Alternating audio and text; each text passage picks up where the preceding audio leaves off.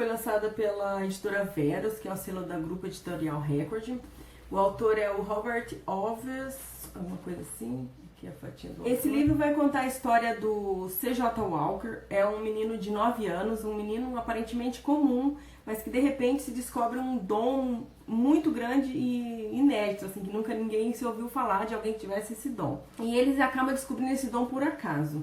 O CJ e a mãe dele vão num velório de uma amiga da mãe que acabou de falecer. Quando eles voltam para casa, eles recebem a notícia, assim, a cidade inteira, na verdade, recebe a notícia de que essa mulher, na verdade, não morreu, que ela acabou de acordar. Todo mundo viu que ela tinha morrido, realmente estava morta no caixão e foi embalsamada pelo funcionário da funerária, mas de repente ela mexe a mão, quando estava nesse momento que aconteceu isso, estava só ela e o agente funerário no local.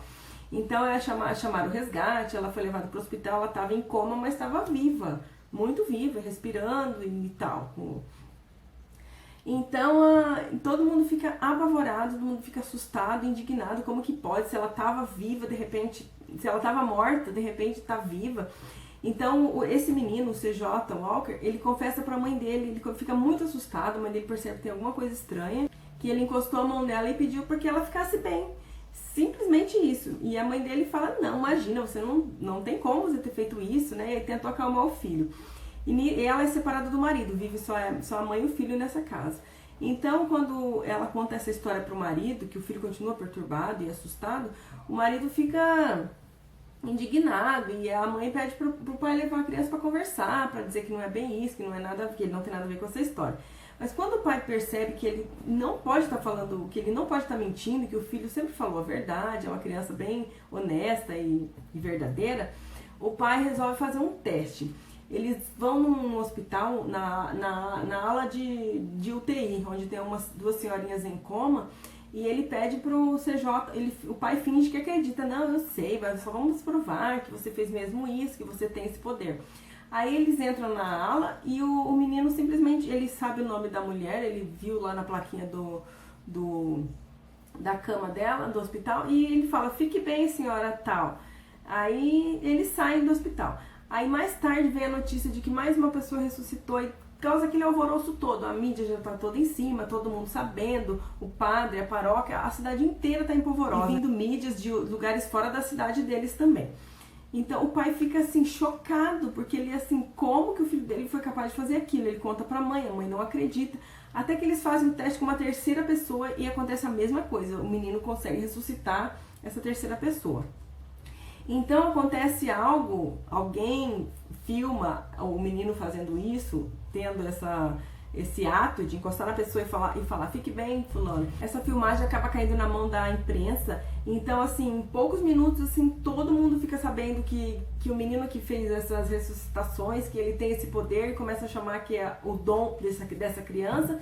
E os pais ficam apavorados, não sem saber o que fazer, a casa deles de repente é tomada de pessoas implorando pela ajuda para ressuscitar alguém da sua família que morreu ou para curar alguém. Na verdade, essa senhorinha que ele tocou no hospital, ela não estava ainda morta, ela estava assim à beira da morte com um câncer terminal e ela de repente ficou boa, saiu andando pelo hospital e tal. Então os pais ficam sem saber o que fazer, só que assim a mãe fica muito preocupada com o bem-estar do filho e tal. O pai ele tem uma cabeça um pouco diferente, o pai já fica pensando assim, ele tem uma ganância, né, quanto a esse assunto, ele acha que pode lucrar, que pode faturar com o filho, sabe? Se o filho realmente cura doentes terminais, se ele realmente ressuscita pessoas, ele pode ganhar muito, muito dinheiro em cima do filho.